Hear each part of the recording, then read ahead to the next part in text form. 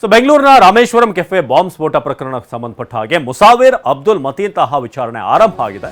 ವಿಚಾರಣೆ ವೇಳೆ ಬಯಲಾಯಿತು ಸ್ಫೋಟಕ ಮಾಹಿತಿ. ಸೊ ಬೆಂಗಳೂರಿನ ರಾಮೇಶ್ವರಂ ಕೆಫೆ ಬಾಂಬ್ ಸ್ಫೋಟಕ್ಕೆ ಸಂಬಂಧಪಟ್ಟ ಹಾಗೆ ಈಗ ಮುಸಾವಿರ್ ಹಾಗೆ ಅಬ್ದುಲ್ ಮತೀನ್ ತಾಹಾನ ವಿಚಾರಣೆ ಆರಂಭ ಆಗಿದೆ. ವಿಚಾರಣೆ ವೇಳೆ ಸ್ಫೋಟಕ ಮಾಹಿತಿಯನ್ನ ಹೊರಗಿಡಿದ್ದಾರೆ, ಈಗ ಹೇಳಿದ್ದಾರೆ, ಬಾಯ್ಬಿಟ್ಟಿದ್ದಾರೆ.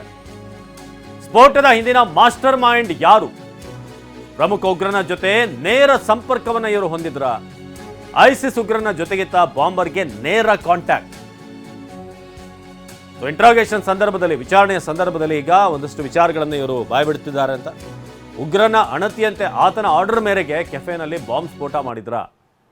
ಇದು ಮುಸಾವಿರ್ ಹಾಗೇನೆ ತಾಹಾ ಇಬ್ಬರ ಮತೀನ್ ತಾಹಾ ಇಬ್ಬರ ವಿಚಾರಣೆ ನಡೀತಿದೆ.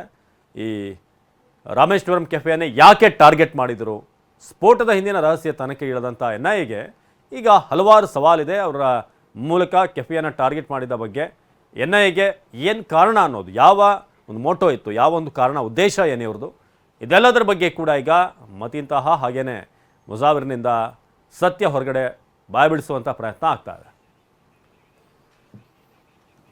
ನಮ್ಮ ಪ್ರತಿನಿಧಿ ಜಗದೀಶ್ ಈ ಬಗ್ಗೆ ಹೆಚ್ಚಿನ ಮಾಹಿತಿಯನ್ನು ನೀಡ್ತಾರೆ ನೇರ ಸಂಪರ್ಕದಲ್ಲಿ. ಜಗದೀಶ್, ಇದೀಗ ಈ ಮತೀನ್ ತಾಹಾ ಮುಸಾವಿರ್ ವಿಚಾರಣೆ ಆರಂಭ ಆಗಿದೆ ಅನ್ನೋ ವಿಚಾರ ಗೊತ್ತಾಗ್ತಾ ಇದೆ. ಆದರೆ ಇವರಿಗೆ ಆರ್ಡರ್ ಕೊಡ್ತಿದ್ದಂಥವ್ರು ಯಾರು, ಯಾರ ಅಣತಿಯ ಮೇರೆಗೆ ಇವ್ರು ಕೆಲಸ ಮಾಡ್ತಾ ಇದ್ರು, ಅದನ್ನೀಗ NIA ಯಾವ ರೀತಿಯಾಗಿ ಬಾಯ್ಬಿಡಿಸ್ತಾ ಇದೆ, ಹೇಗೆ ಸಾಕ್ತಾ ಇದೆ ವಿಚಾರಣೆ ಅಂತ ಜಗದೀಶ್?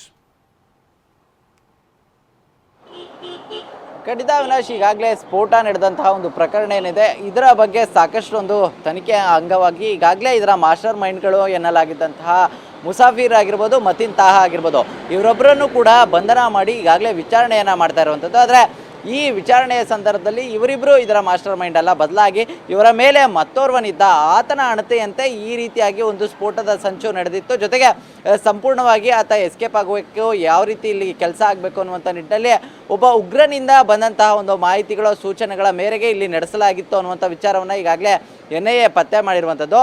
ಆ ನಿಟ್ಟಲ್ಲಿ ಆತ ಯಾರು ಅನ್ನುವಂಥ ಮಾಹಿತಿಗಳನ್ನು ಕಲೆ ಹಾಕುವಂಥ ನಿಟ್ಟಲ್ಲಿ ಈಗಾಗಲೇ NIA ಮುಂದುವರೆದಿದೆ. ಮತ್ತೊಂದು ಕಡೆ ಮುಸಾವಿರ್ನಿಂದ ಒಂದಷ್ಟು ಟೆಕ್ನಿಕಲ್ ಎವಿಡೆನ್ಸ್ಗಳನ್ನು ಕೂಡ ಪಡೆದುಕೊಂಡಿರುವಂಥದ್ದು. ಆ ಸಂದರ್ಭದಲ್ಲಿ ಇವರೆಲ್ಲರೂ ಕೂಡ ಕೋಡ್ ವರ್ಡನ್ನು ಬಳಸ್ಕೊಂಡು ಒಂದು ಕಮ್ಯುನಿಕೇಟನ್ನು ಮಾಡಿಕೊಂಡು ಈ ರೀತಿಯಾಗಿ ಒಂದು ಸ್ಫೋಟದ ಸಂಚು ಮಾಡಿದ್ರು ಅನ್ನುವಂಥ ವಿಚಾರ ಕೂಡ ಈಗ ಪತ್ತೆ ಆಗಿರುವಂಥದ್ದು. ಆದರೆ ಇಲ್ಲಿವರೆಗೂ ಕೂಡ ಸ್ಫೋಟಕ್ಕೆ ರಾಮೇಶ್ವರಂ ಕೆಫೆಯನ್ನೇ ಯಾಕೆ ಟಾರ್ಗೆಟ್ ಮಾಡಿದ್ರು ಅನ್ನುವಂಥದ್ದಕ್ಕೆ ಇನ್ನೂ ಕೂಡ ಉತ್ತರ ಇಲ್ಲ.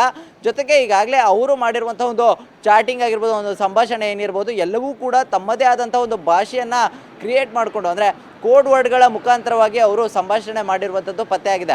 ಹಾಗಾದರೆ ಯಾವ ಯಾವ ವಿಚಾರಗಳನ್ನು ಈ ಕೋಡ್ ವರ್ಡ್ಗಳ ಮುಖಾಂತರವಾಗಿ ಸಂಭಾಷಣೆ ಮಾಡಲಾಗಿದೆ, ಜೊತೆಗೆ ಈ ಸ್ಫೋಟದ ಕಾರಣ ಏನು, ಜೊತೆಗೆ ಇದರಲ್ಲಿ ಯಾರು ಮತ್ತಿನ್ನಿತರು ಯಾರಾದರೂ ಭಾಗಿಯಾಗಿದ್ರಾ ಅನ್ನುವಂಥ ವಿಚಾರವನ್ನು ಕೂಡ ಆ ಕೋಡ್ ವರ್ಡ್ಗಳನ್ನು ಪತ್ತೆ ಮಾಡುವಂಥದ್ದು, ಅಂದರೆ ಆ ಕೋಡ್ ವರ್ಡ್ನಲ್ಲಿ ಯಾವ್ಯಾವ ವಿಚಾರಗಳನ್ನು ಉಲ್ಲೇಖಿಸಲಾಗಿತ್ತು ಅನ್ನುವಂಥದ್ದನ್ನು ಒಂದು ಪತ್ತೆ ಮಾಡುವಂಥ ಮುಖಾಂತರವಾಗಿ ಈ ಒಟ್ಟಾರೆ ಆ ಸ್ಫೋಟದ ಒಂದು ಹಿಂದಿನ ಕಾರಣದ ಕೈಗಳನ್ನು ಪತ್ತೆ ಮಾಡಲಿಕ್ಕೆ ಈಗಾಗಲೇ NIA ಮುಂದಾಗಿರುವಂಥದ್ದು. ಅವಿನಾಶ್, ಧನ್ಯವಾದ.